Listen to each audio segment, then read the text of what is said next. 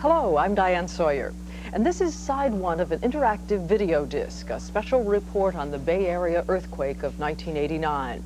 This side of the disc highlights the moments before, during, and after the quake struck Northern California. What you see, and in what order you see it, is entirely up to you. What were people doing when the quake hit? And what was it like after the earth stopped rumbling? Who suffered the most, and who were the heroes? And finally, how was the story reported across the nation? Explore what interests you by going directly to the topics you want. Remember, relive, and learn from the Quake of '89.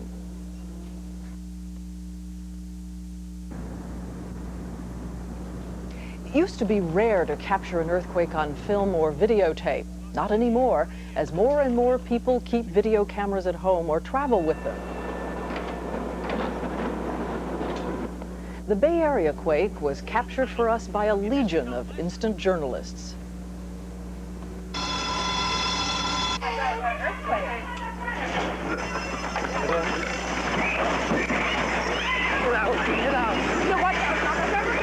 Let's stay here.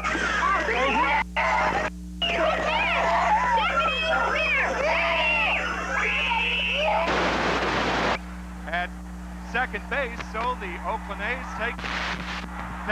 I'll tell you what, we're having an earth.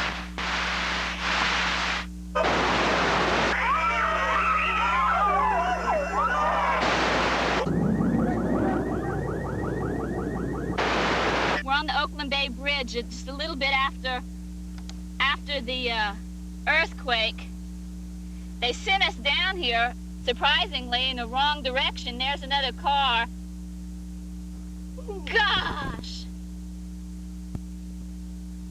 It was just after 5 o'clock in the afternoon in San Francisco, and much of the nation's attention had turned to the annual fall classic, the World Series. ABC's sports commentators Al Michaels and Tim McCarver were on the air with ABC's pregame broadcast. ABC's cameras captured the moments of and immediately after the quake. For the first time in 27 years, a World Series game will be played in Candlestick Park. The Battle of the Bay continues.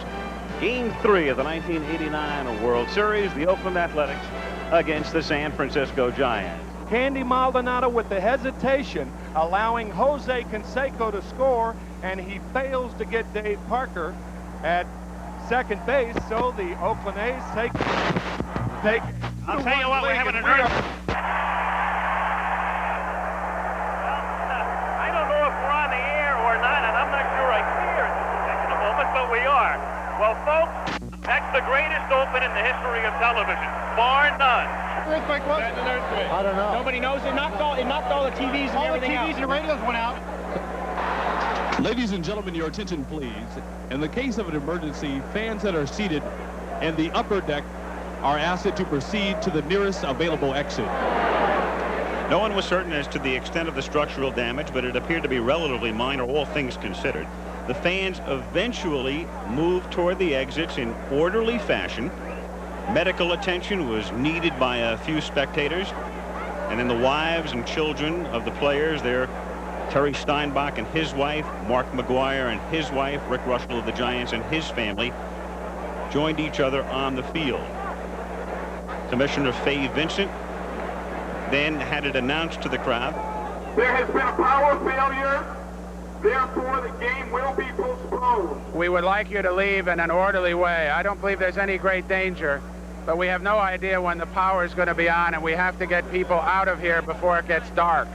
Please leave. The game has been postponed. There'll be no baseball tonight.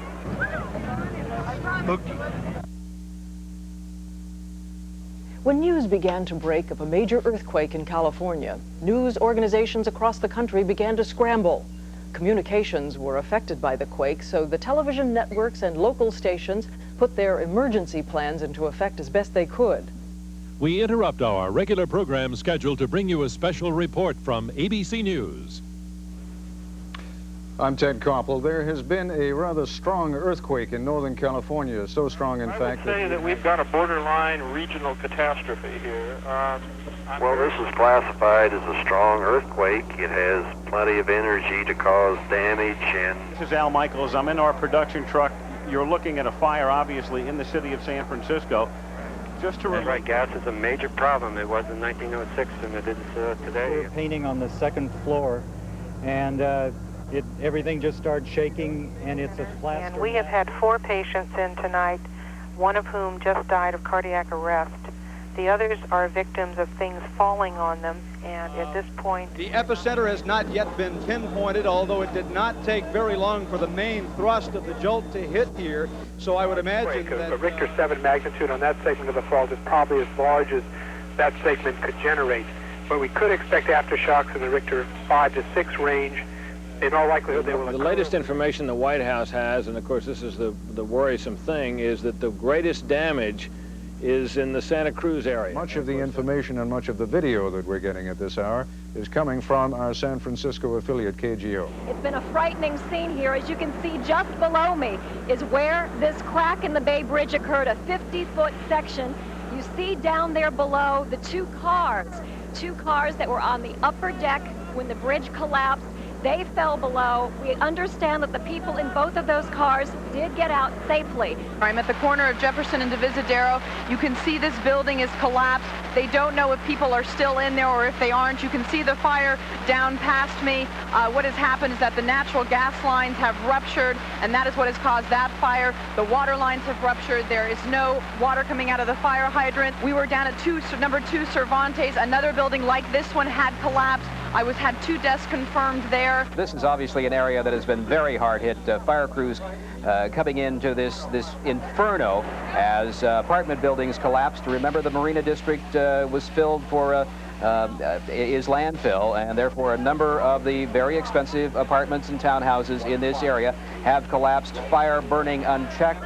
This was a 4-story building, and that's the kind of problem. They are trying to evacuate people who may have been inside. A lot of people at home at that time or during the commute hour as the earthquake struck at 5:04 this afternoon in Northern California. We have an unofficial word, or it perhaps is official now, 7 people. We know 7 people have died in this crash, including the one, or in this quake rather, including the one when an old building south of Market collapsed on people in automobiles. And this, if it indeed is the big one that we've heard so much about, and people trying to do whatever they can to stop the fire, but part of the problem, obviously, is gas. Store water, prepare for aftershock, prepare for 3 days of no services. You got 90 minutes of light left. You better make use of your time. It's looking bad over here in Oakland. The electricity is out in much of the city, and we have a bad freeway collapse. It's that ramp of the Nimitz Freeway that goes from Cypress Street on up to the Bay Bridge. About a 6 or 7 block stretch of it collapsed during the earthquake. There have been ambulances going in and out of here all evening long. We understand as many as 30 or 40 ambulances. And preliminary reports right now are that there may be as many as 8 to 40 dead.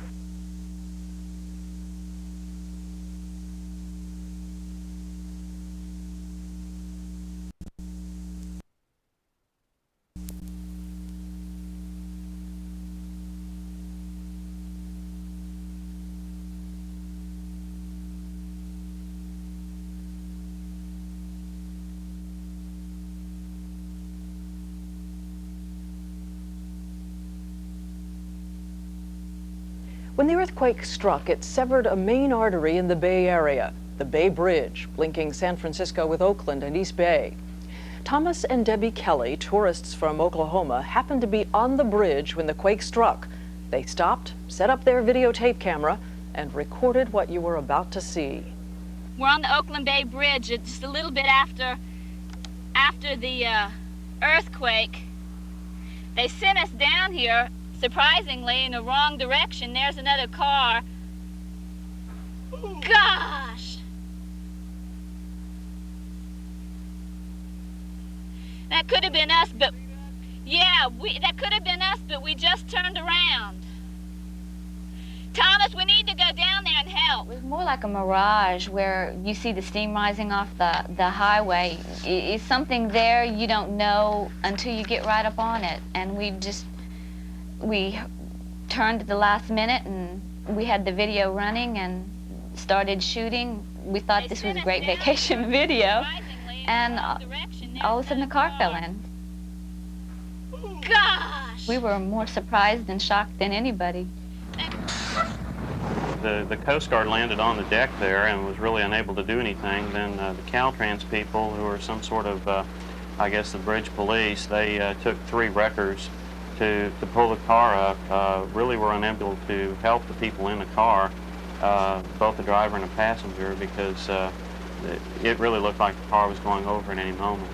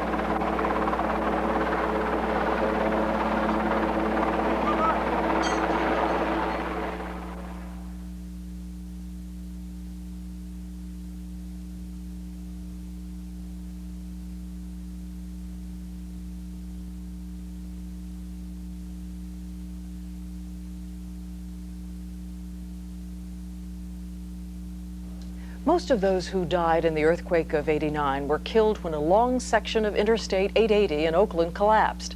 When the quake hit, the top deck of the interstate gave way. Many of the drivers on the bottom deck never had a chance. The drama of searching for the survivors and finding the victims was the focus of national attention for days.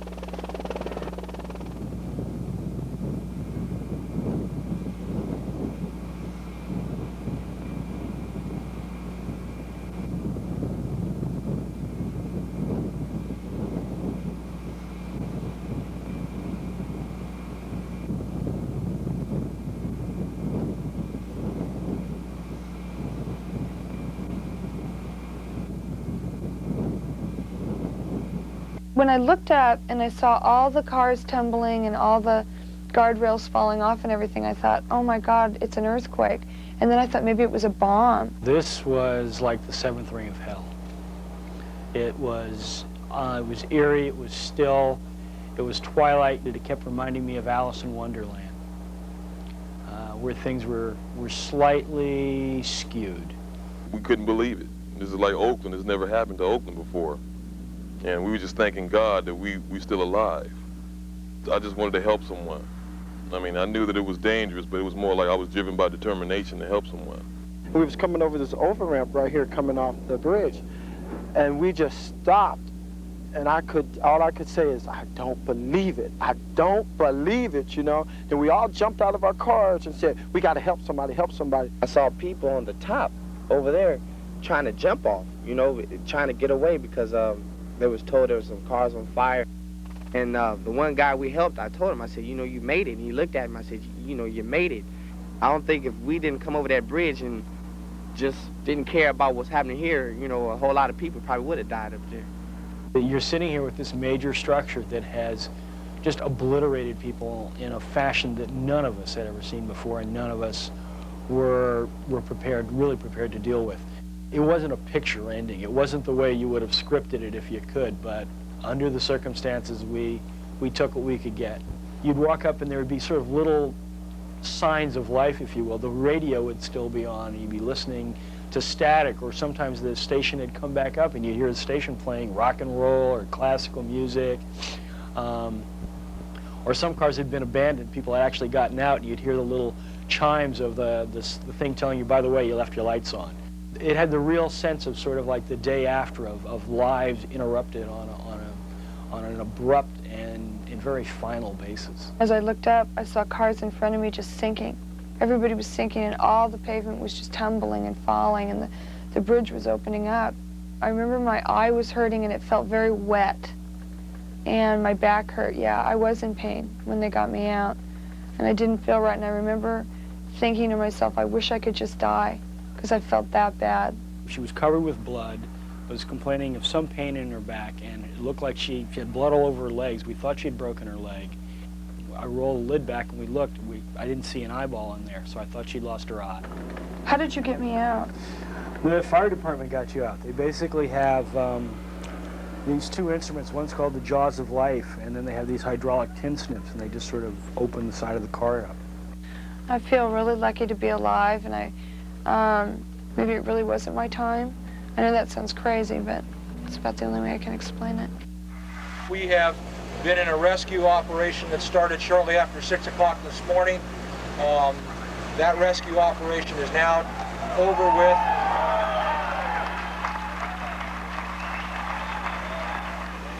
He had some bruises, and I understand that he had a leg that was pinned, and it was necessary to use the jaws of life to extricate that leg. He looked pretty good for somebody who was pinned under a expressway for 4 days.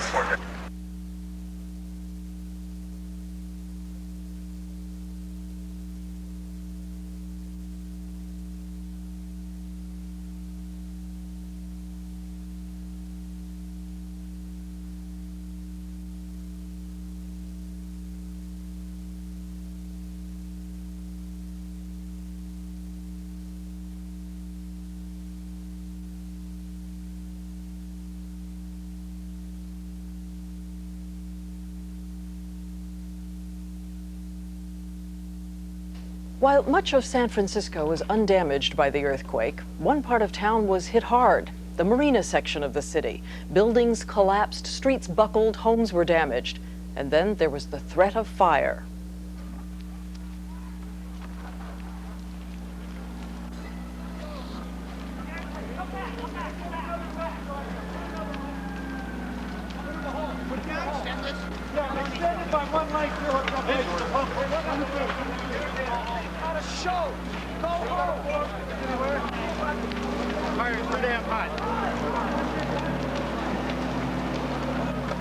We've got serious problems, obviously.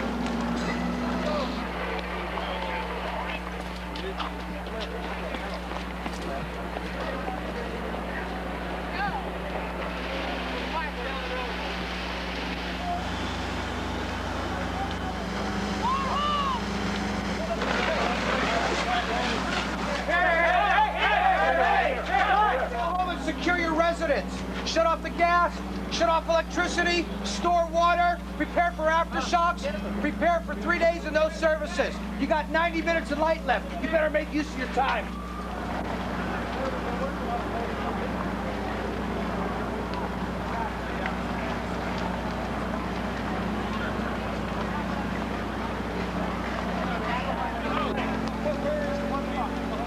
We're looking at 3-story buildings that are now 1 story. The underground is of sand and landfill. It's very loose. We have older structures that are 2, 3, and 4 stories, some even 5. Thus, they are old buildings, haven't been restructured for earthquake proofing. And then we had a major earthquake, I believe, over 6, and this is the result of this. Citizens were already out with tools trying to get people out. Then we could hear a guy inside calling for help, and I couldn't tell exactly where it was coming from. I got halfway under the building and realized that I couldn't see where he was. I wasn't going to be able to see where he was, so we went inside the building and went through the floor to try to get to him, and it just took too long. He was dead when they finally got to him.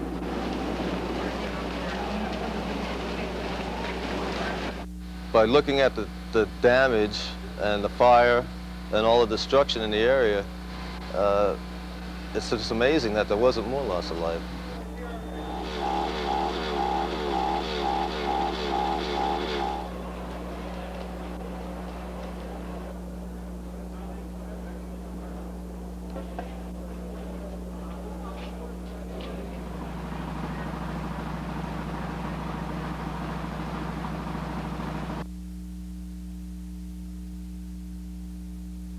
While much of the nation's attention following the quake was centered in the Bay Area, the epicenter of the earthquake was some 60 miles to the south near Santa Cruz.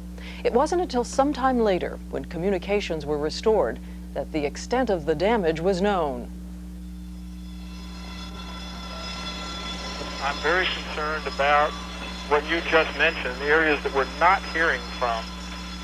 And that's the epicentral area, the San Jose, which is very large metropolitan area, the Monterey Peninsula, the Hollister area, where the San Andreas, Hayward, and Calaveras faults all come together. I went out to feed my meter. On the way back, 20 seconds more, I would have been through the door and back where this building collapsed on top of the place I was working, where the roof came down and everything. It was a real scary experience, and I'm still a little shaken up. My friend's still buried in there. We computed the magnitude at 6.9 on the Richter scale. We have reports of damage and injuries. One person dead of a heart attack there and 4 injured.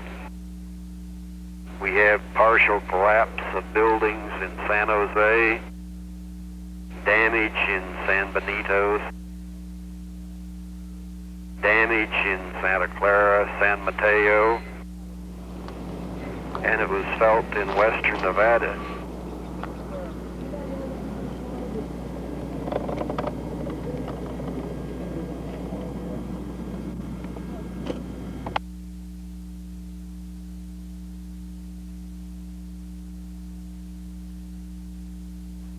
Most San Franciscans spent much of the night following the quake in total darkness. Electricity had been cut off throughout much of the city.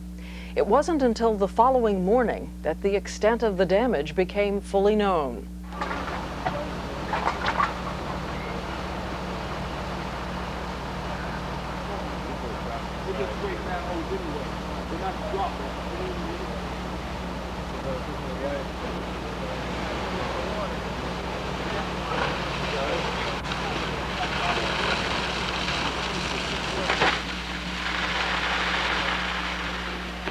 There were gas leaks, there was the fire. I couldn't get to it.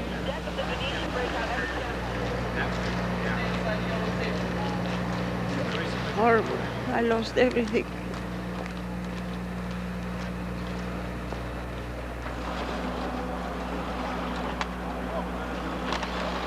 What they don't understand is, the marina's not made up of just all wealthy people. If they lose their buildings, who cares? I mean, most of us in our building have worked real hard to get these buildings, and if they go, they're gone, you know? I mean, November 1st, our mortgages are due. And to just be told over the phone that, yeah, you've got a red card and it's to be demolished, and you feel you have no recourse or anything, it was just very upsetting. You go in there, you have 15 minutes. The earthquake was 15 seconds, and you have 15 minutes to take your whole entire life.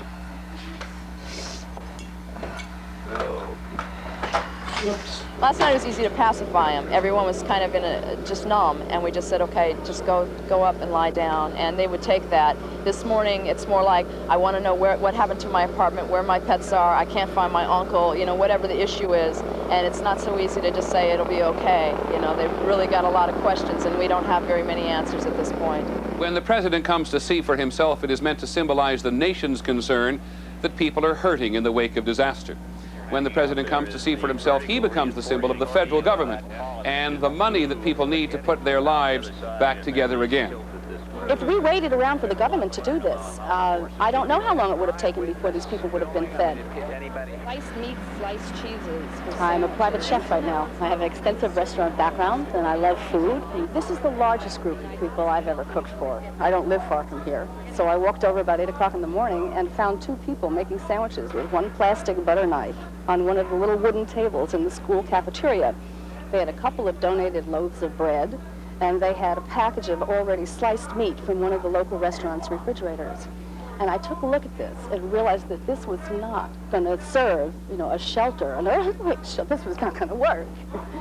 So, of course, under those circumstances, you know, no holds are barred, and not being able to find anybody who was in position of authority in the school itself, I grabbed a couple of PG&E guys from out on the street with their crowbar, and we broke down a few of the doors into the kitchen and moved in.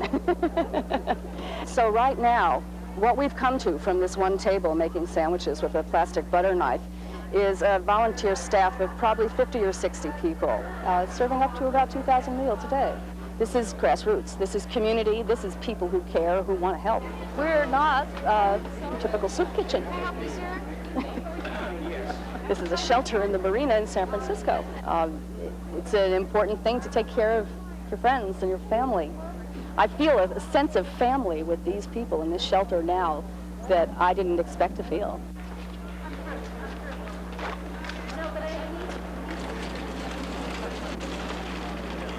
Start to 1:30. Okay, so I figure we can mobilize, get this stuff. But you go for the pictures, the photographs, the autographed baseballs, the memories you have that you want to show your kids and say, oh, gee, I lost that in the 1989 earthquake. Who's going to go over to the desk?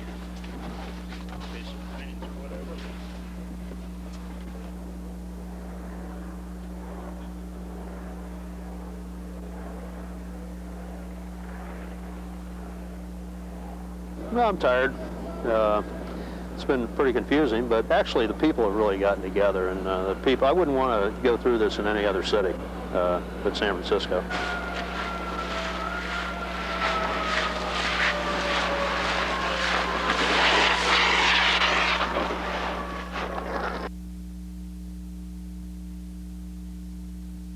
About 5 o'clock, everybody was getting ready for the game. It was one of the most beautiful days that we've had all year in San Francisco. The weather was unseasonably warm. It was like a summer afternoon. People were getting ready to you know, listen to the radios, and they're, you know, sipping cappuccino in the sidewalk cafes of San Francisco and with the TVs turned up so they could hear it. And then it turned out that we were going to have an exciting day, a day that was much more exciting and horrible than anybody imagined. I'll tell you what, we're having an earthquake. When this one hit, I was in fact doing an interview in a cafe not far from my house with a woman who is from the East and doesn't know very much about earthquakes and was terrified.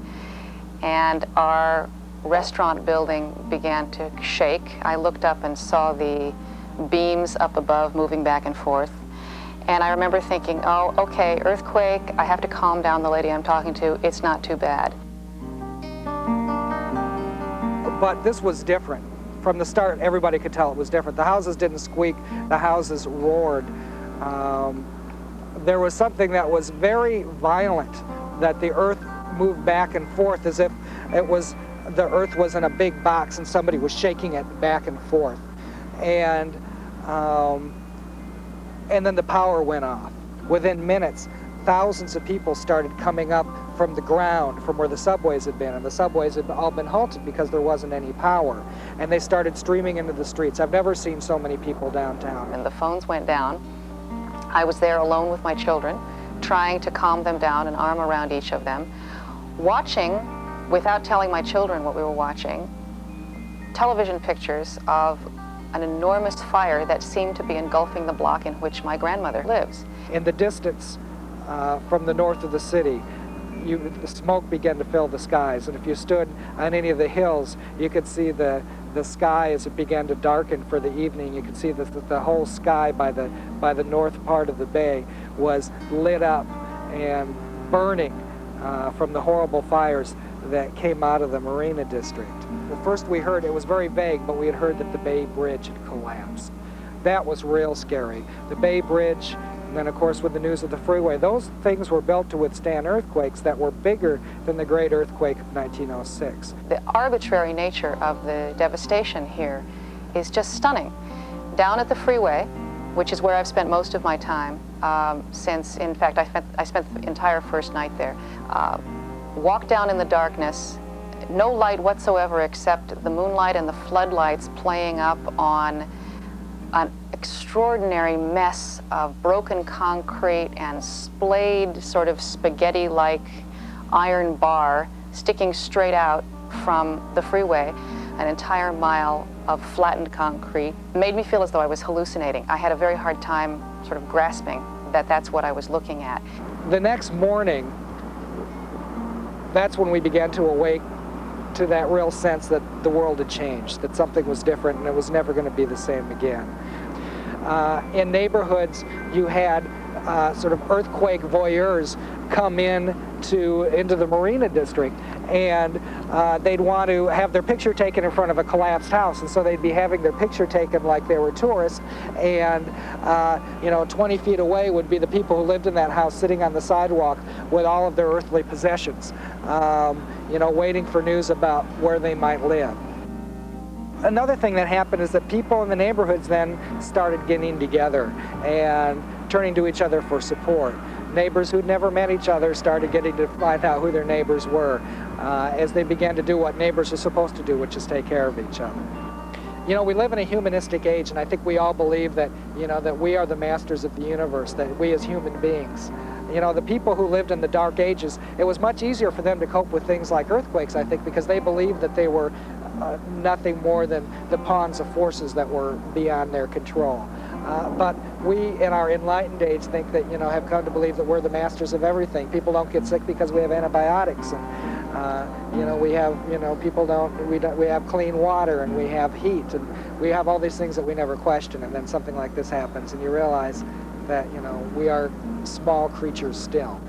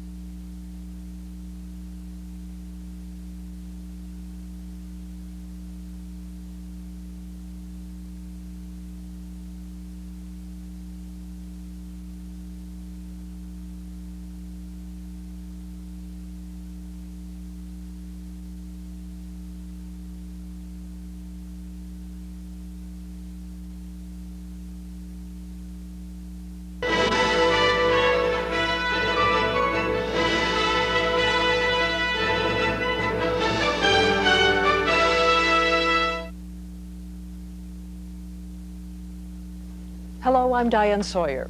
This is side 2 of an interactive video disc, a special report on the Bay Area quake of 1989. This side of the disc concentrates on the many questions left in the aftermath of the quake. How do earthquakes happen? What's being done to minimize the damage? Where is the next great earthquake in the U.S. likely to hit? And finally, how can you prepare? In short, what have we learned from the quake of '89? Also, you will be able to compare this earthquake with others, including the devastating one in 1906 that destroyed most of San Francisco. Explore what interests you by going directly to the topics you want. Remember, relive and learn from the quake of '89.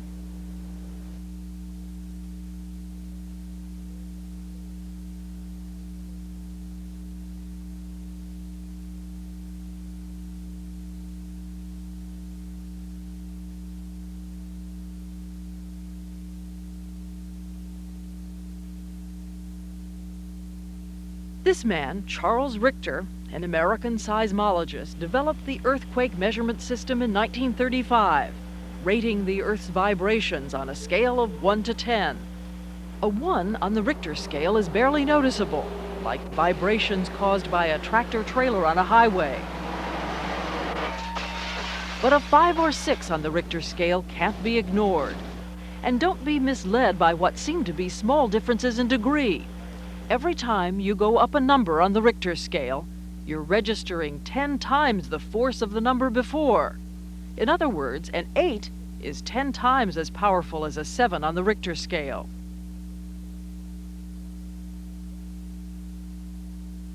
California's San Andreas Fault. It is a name you have probably heard again and again, but perhaps seen only as a line on a map.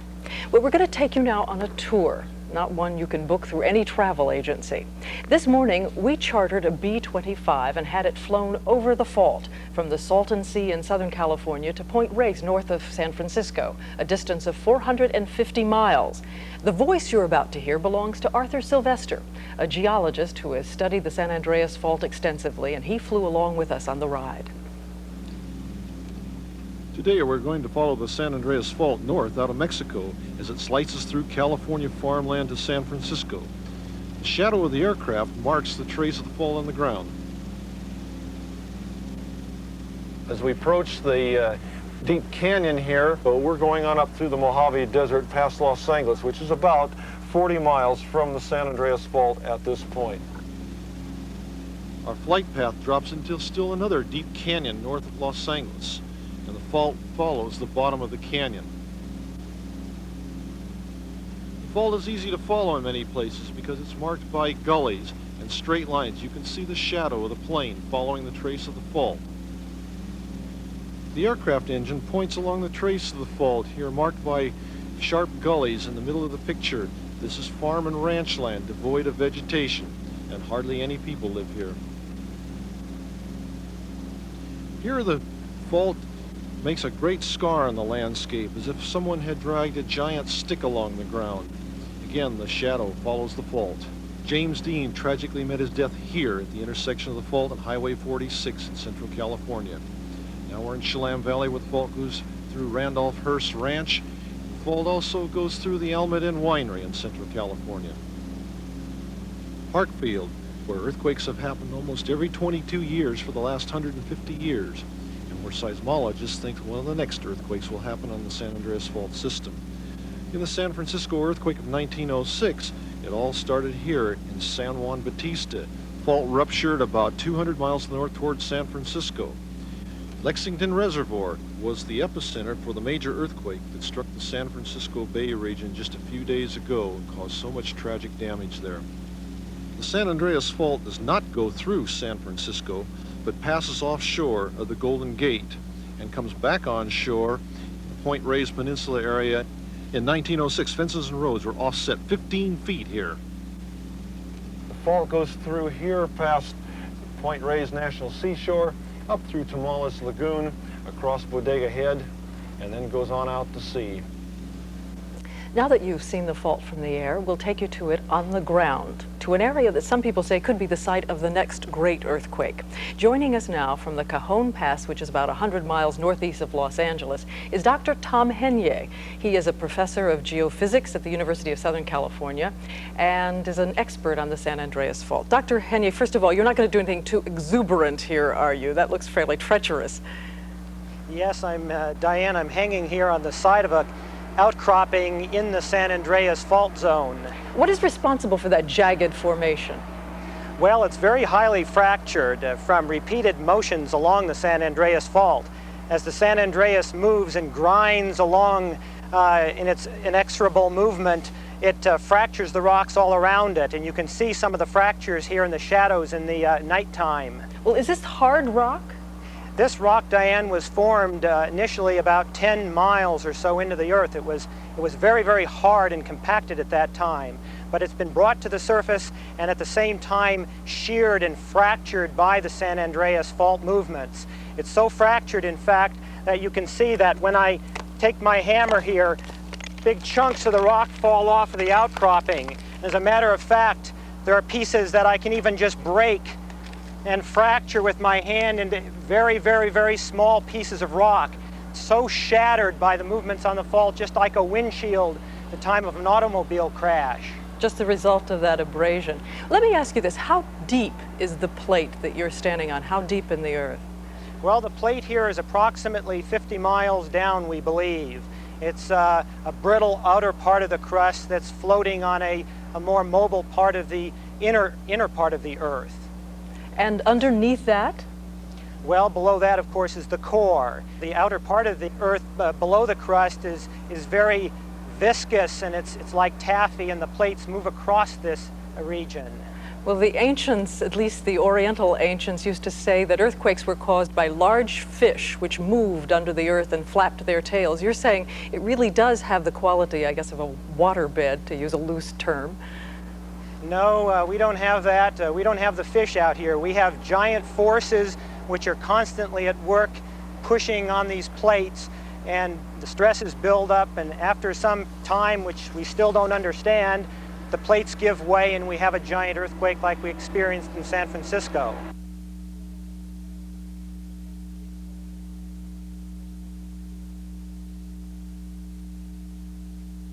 There are literally millions of faults across the country. One of them runs across Manhattan, from the East River to the Hudson River and beyond. In fact, I'm standing near it right here, right in the middle of Central Park. This one is harmless, as most of them are. Geologists say they're worried about those few that have moved in the recent past, in the last 50,000 years or so. Of course, the San Andreas, which scars the length of California, is the most active. But the New Madrid zone in the Mississippi Valley is a close second. It regularly sets off little quakes, thousands of them. Experts agree that Memphis is the city most exposed to the threat of a bigger one. Scary, it really is. I don't know how to react. It makes me feel like that we could be wiped away. Just, you know, all it takes is for it to come, and it will come eventually. Some government scientists say there's a 75% chance a big one will ripple through the New Madrid zone by the turn of the century. Besides Memphis, St. Louis, perhaps even Chicago and New York could lie in its path. The potential for destruction and really catastrophe from a large earthquake in the central United States really can't be understated. New Madrid last caused a huge quake in the early 1800s. It created this lake in Memphis. Memphis is a city built on mud, so it's especially vulnerable. Its modern high-rises probably wouldn't fall. They're flexible, built to sway in the wind. But older buildings like this one and this, experts expect, would crumble. Critics say that Memphis just isn't taking the quake threat seriously enough. The city council decided not to make this new sports complex quake-resistant. I felt we were being irresponsible as a group in not investing money to protect the public from something that I see could happen in the Memphis area.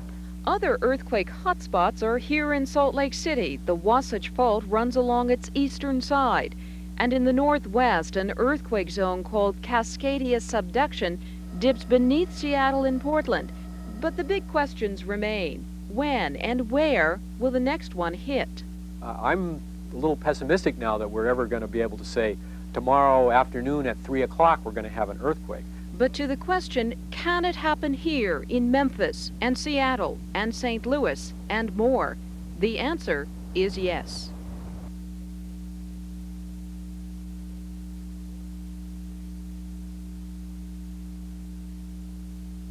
Soon after scientists learned how to measure earthquakes, they began designing buildings which could survive them. Today's skyscrapers withstand the shifting of the earth because they're built on special foundations. Rubberized cushions and reinforced steel enable these new buildings to sway back and forth as much as several feet without falling.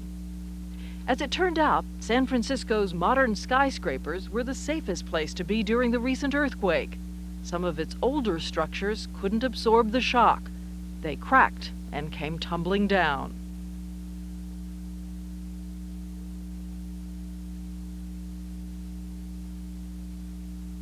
Prepared in any way, shape, or form for a major earthquake.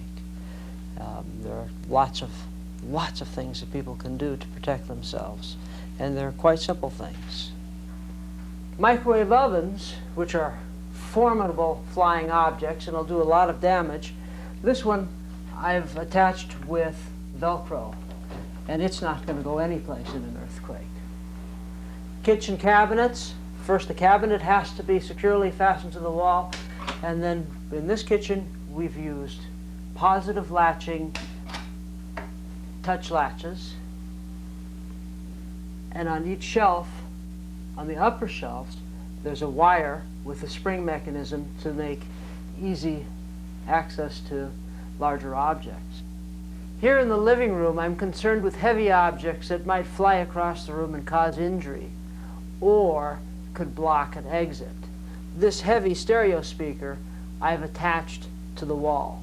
Another really good idea is at a hall closet or at an entrance closet to keep a first aid kit, the emergency tools, the extra batteries, a flashlight, and fire extinguishers. Another way to secure objects of art, computers, computer terminals, and hi-fi equipment is with a Velcro pad on leashes. This type of shelving unit is very popular.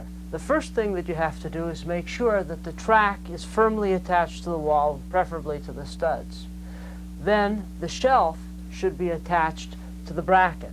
I've used a bracket strap here, which looks something like this.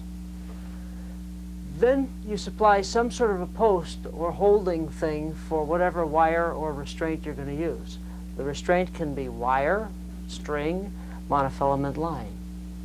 After an earthquake, gas is frequently a problem. If you smell gas, shut the gas off at your gas main. To do that, you must know that it's at the meter and identify it in advance and have the proper tool. I keep my gas shut-off wrench attached to the gas meter at all times. To shut it off, I use 1/4 of 1 turn on the valve. After an earthquake, food will be in short supply. It would be a really good idea to keep at least a week's supply of food for the entire household. The responsibility is your own individual responsibility for your own safety. That's correct. Nobody can be expected to come to your aid for a long period of time.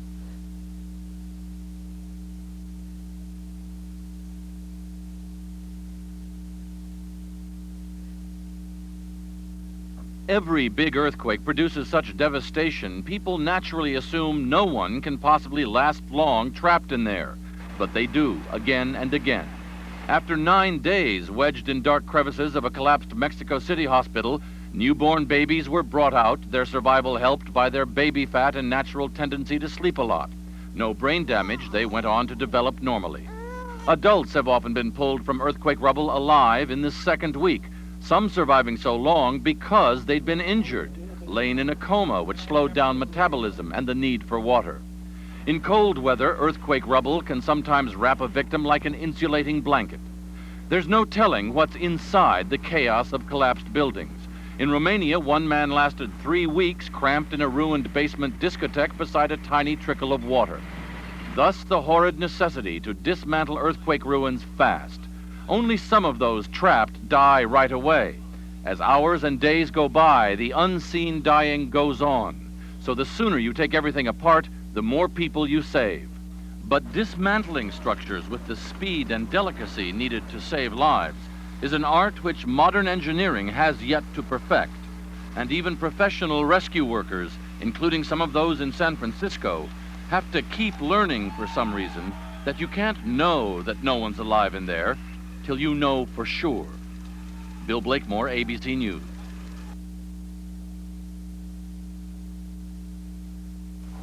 In San Francisco's Wheel Elementary School, the word for today is earthquake. Say it, read it, spell it, tell it. So what was it like? Scary. The light turned out. There's an earthquake. You hit under the dust. And then the ground started shaking. I was worried about my parents. This is we're gonna die. Doctors say mental aftershocks are felt by everyone in the earthquake area, though some will deny the feelings. Each person works it out differently, rebuilding a sense of what's normal after what's normally the most solid thing of all has shifted and swayed beneath their feet.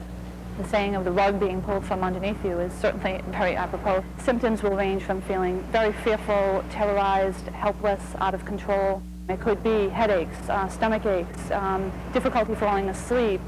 For the vast majority of people, these symptoms will work themselves out through the instinctive therapy of talking about it a lot with friends and following the public discussions in the media. But for people who were already emotionally shaky or who lost a lot, the symptoms may last longer. People want to know, what's next? Where's their next home? What can they do? How can they get their life on again? And for some, say counselors, it takes a while for what's happened just to hit them before they can even begin to rebuild.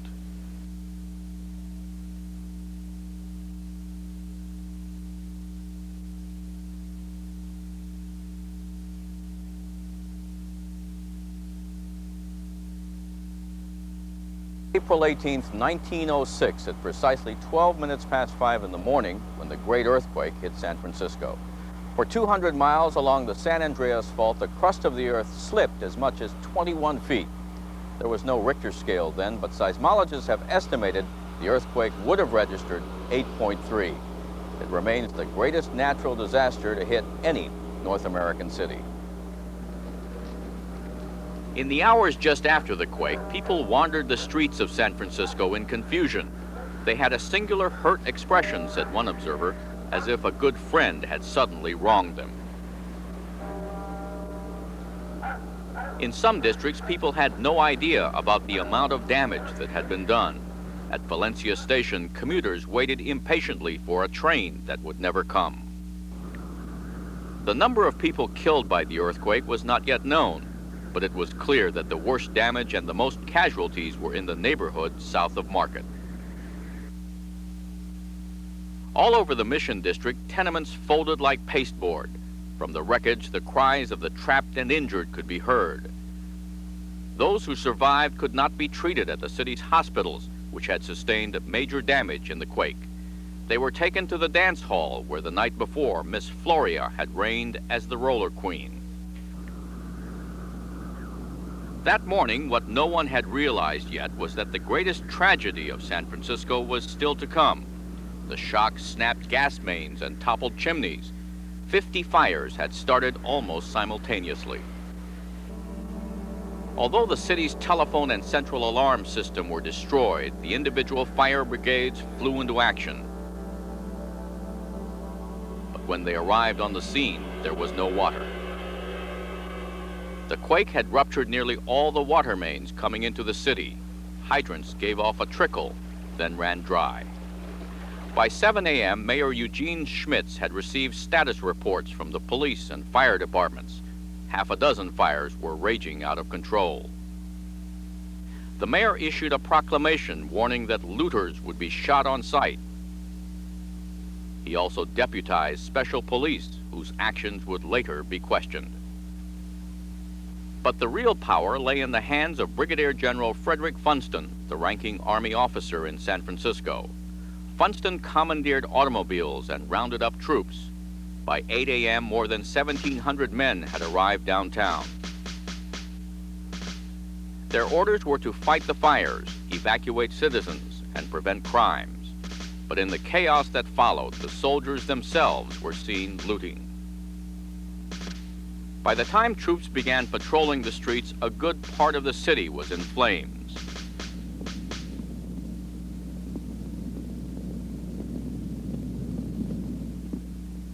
At about 9 a.m., residents in the Hayes Valley district started a fire to cook breakfast, unaware that the quake had damaged their chimney. This was the result. By noon, the ham and eggs fire, as it came to be known, was on its way to claiming a good part of the city. It was believed that many of the modern office buildings could withstand the flames. Most prominent, the Call Building, one of America's first skyscrapers.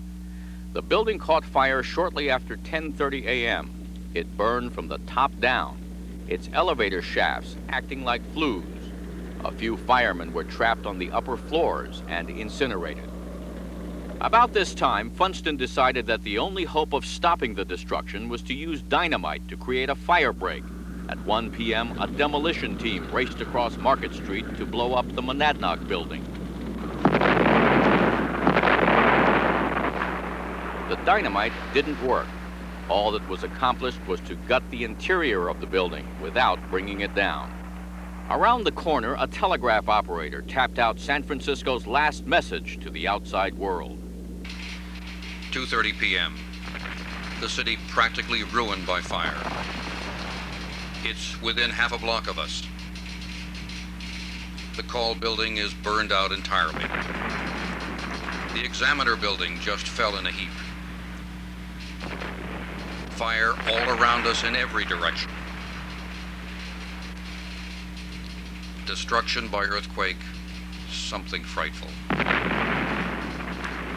They are blowing up standing buildings that are in the path of flames with dynamite. No water, it's awful. I want to get out of here or be blown up.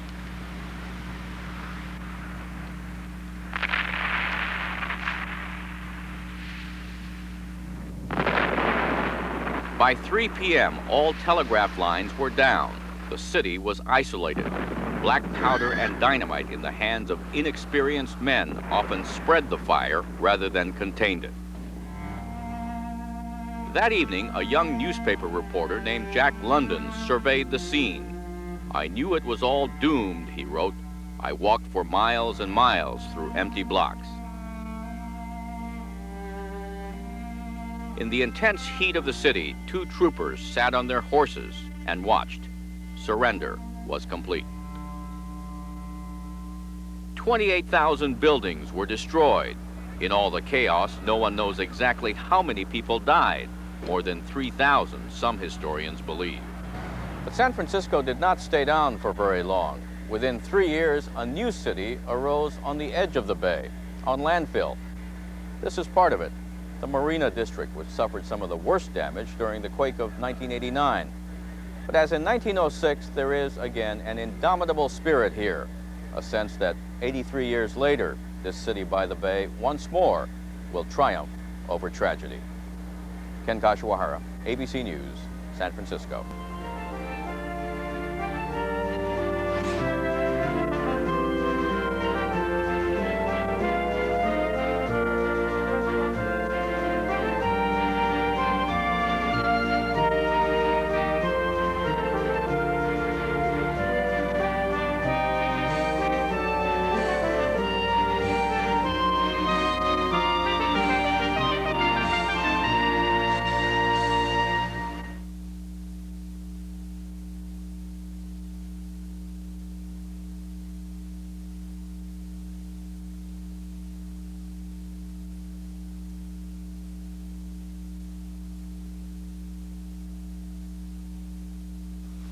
Probably saved my life.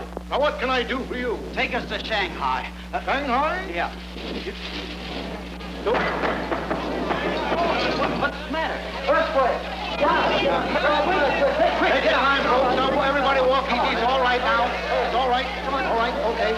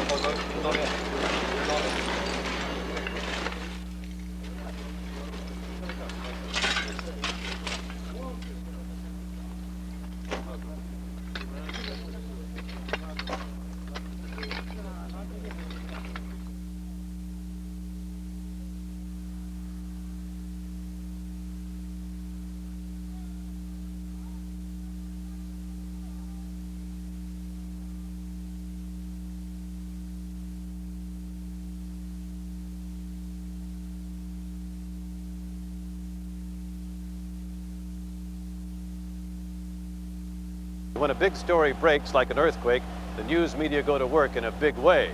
And oddly enough, in covering this earthquake, television has had an easier time of it than the local newspapers.